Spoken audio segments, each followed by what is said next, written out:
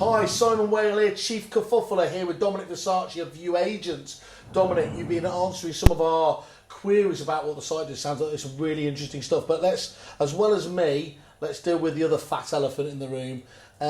Fake reviews and the trust element here is with review sites in general. There's issues about that. But on estate agency ones, one of the biggest concerns is, what do I do about, I know that my competitors are going to go on, any of the other sites and put those in. Can you talk us through how you manage to try to defend those? Sure. So I've had a lot of feedback from agents based on this, and I've had agents tell me stories about what's happened to them where a disgruntled customer or a rival competitor has set up a whole bunch of Google accounts and written all these fake reviews, and they have to go to Google and try and take it off, and sometimes it can take months to take that off. It took me ages to do all that one. And it impacts their business in the meantime. Yep. So we've come up with a solution where we want to give the agency opportunity to alert us immediately that there's a potential fake review.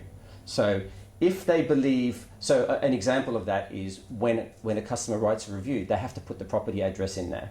Excellent. So that's just one verification process. So if the agent sees there's a pending review on their dashboard, and I might not recognize the person's name, but I definitely don't recognize this address, they can push a button. And that comes back to you. It comes back and say they're disputing this review, and we will take it off the platform temporarily.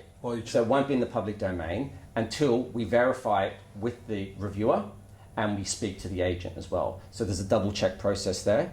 And then if it all looks correct, and the agent was wrong, we put the review back on. But if the customer doesn't really exist or doesn't reply, and it's potentially fake, then we leave it off the platform. So it gives the agents that security to know that if there is a potential fake review, then they can do something about it. They're in a bit more control than with other review platforms. That's really good feedback again. Thanks, Dominic. No Cheers. worries, cheers. Everyone's kerfuffling.